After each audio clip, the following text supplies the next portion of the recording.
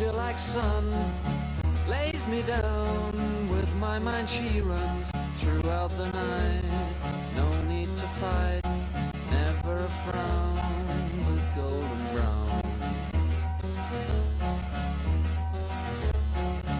Every time, just like the last, on her ship, tied to the mast, to distant lands, takes both my hands, never a frown, with golden brown.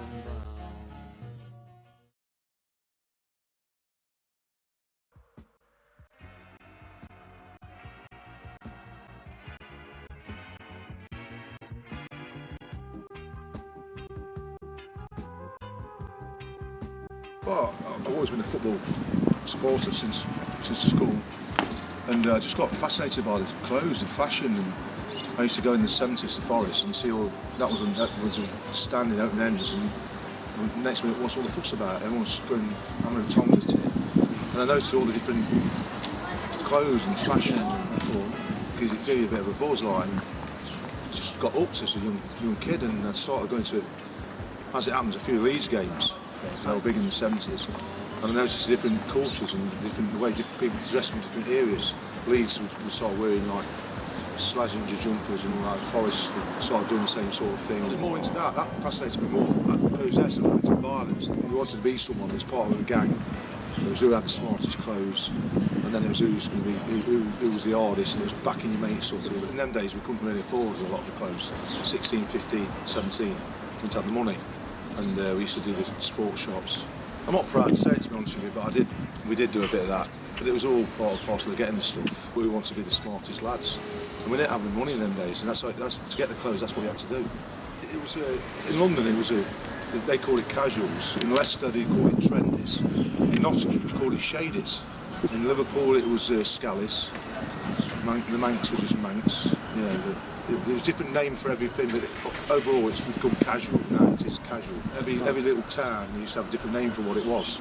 It's not lasted, most of it's gone 30 years now. I said to the young Forest kids now, it's not worth it, you know, cameras and, you know, just for a bit of a punch up. It's not what we had in the day.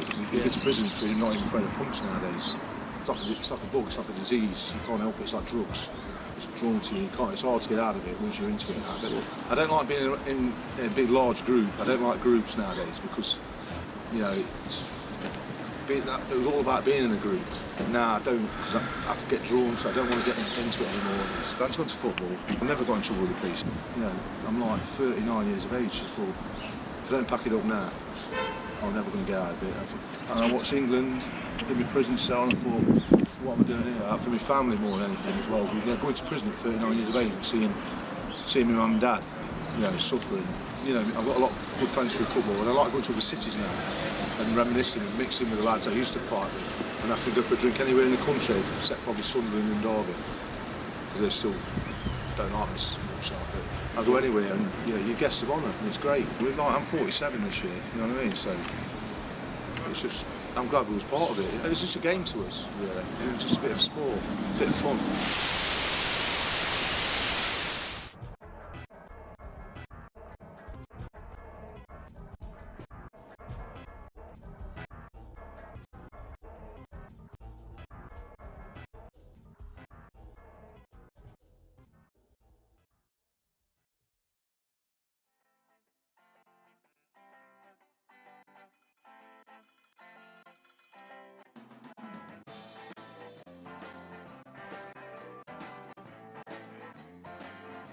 I'm old school, yeah, go back to the early 60s. Manchester United, but in them days City were a big threat as well. And after what, 30, 40 years, City are a threat again. So I'm glad City are a threat, you know, rather than the Scousers. I was fascinated with the fashion at first, but I was too young to get involved. 68, 69, when the skinheads, we didn't call them skinheads, we call them boneheads, or baldies. And then 69, they got stamped as skinheads. I wanted to be one, but I just wasn't old enough, still at school, went in detention centre. And when I come out, I had a bit of an angry attitude. So it was 1970 now. I got a pair of Doc Martens, braces, Grandad t-shirt, and I went to Derby. It was called the Watney Cup Final. And there I witnessed my first violence that I could not really get involved in, but it was intoxicating, just being there. And what I was scared of, truthfully, was going down.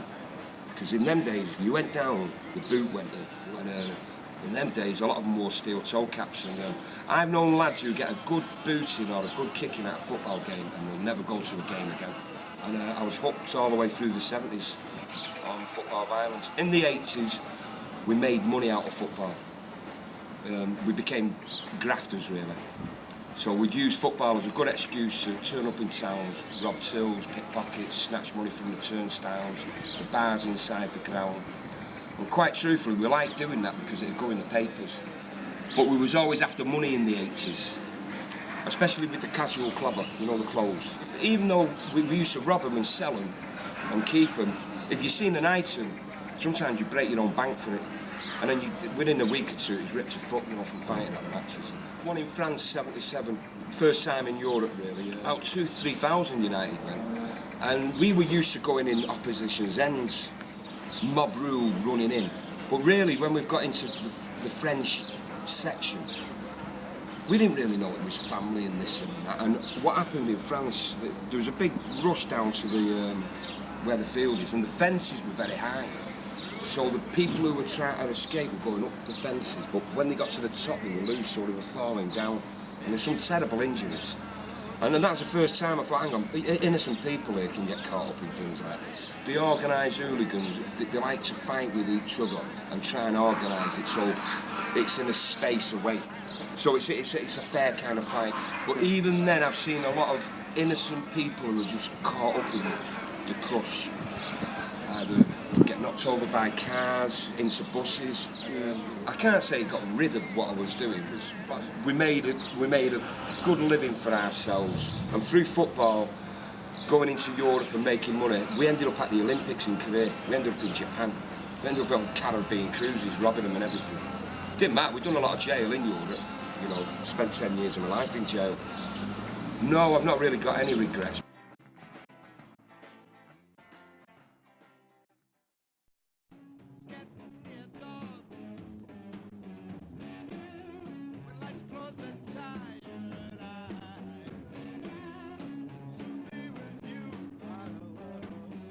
Alright, Cass Pennant here.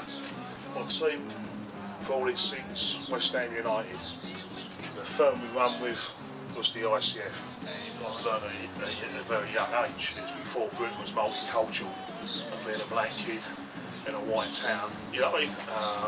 I quickly, easily stepped into the gang culture thing, you know, because it's kind of like a family. Everyone tells you the characteristics of a gang culture is family, brotherhood, camaraderie, and everything else. And the nation and the world was in the peace and love movement, you know. It was a backlash to the culture at the time, which was the hippie culture. Because it was a time of the Vietnam War and you always get nature opposites, don't you, you know what I mean? So this aggressive, violent, aggressive street culture come up in Britain.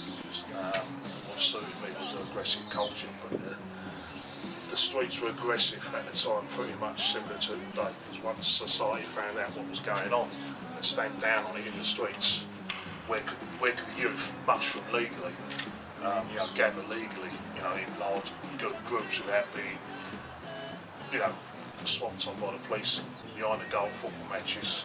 Youth started gathering, they never did before. And the casuals fashion really come with another game with the youth generation. I remember the casuals, first seeing the casuals. At the time, Britain was great. It was a rich time for diverse cultures. Because at the time you had every culture going. Normally it's just one culture for that summer and a rival culture. This time you had a melting pot of revival mods, the second generation of skinhead. You had new romantics, you had punk. It's like 5 different cultures under the radar of them all, becoming casual. But it really come with a younger group. You got to think a kid on the terraces that go with his dad and his uncle at 8, 9, 10 years old with his parents. He's only seen violence. So when they come at 13, 14, 15, when they start going with their own mates and go without their parents to football, all they've seen in their life on the terraces, going with their parents as an innocent kid, is football violence when it went unchecked. So they quickly move into that. I call them Thatcher's children. Yeah, that's quite different to us. When we come in as a movement, they come in as a way of life. If you look at the time between something like 77 and 82, that period, when the gates were down because of the trouble, there was only a male age group of 12 to 25 going to football.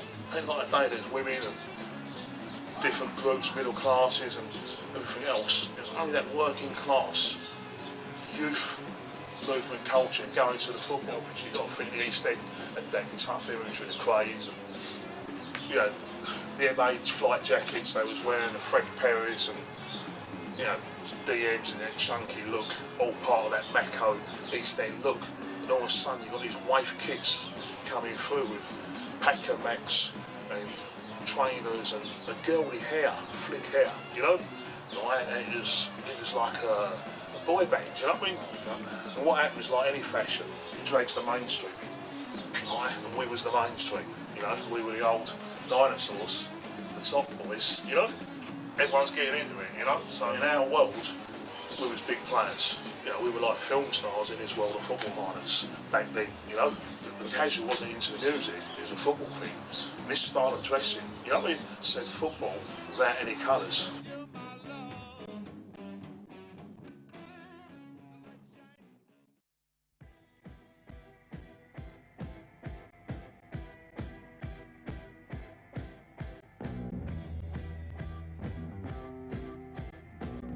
I think it where I started going to football independently away from my parents and what have you in 1980. I was 16-year-old, so in them days it was sort of fight or flight. Everywhere you went, there were a lot of trouble. The police hadn't really got you under wraps and what have you, so everywhere we went, everyone seemed to want to have a pop at you. So I probably got more experience in one season as an hooligan, or a potential hooligan, than young us get 9-10 years at football. It's in your blood. I think what hooligans get tarred with, that they don't care about game. It's a misconception that people think that football hooligans are just in it, they're mindless morons and they don't like football.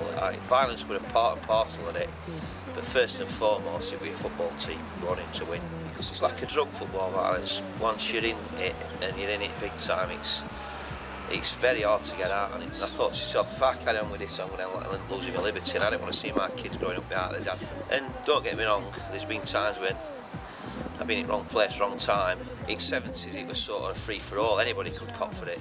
Well, certainly in the early 80s when football firms proper got together, so sort of 80s casuals came in and they were a bit of a code of conduct, and you know who lads were because how they dressed. The Sheffield United lad got 6 years last week.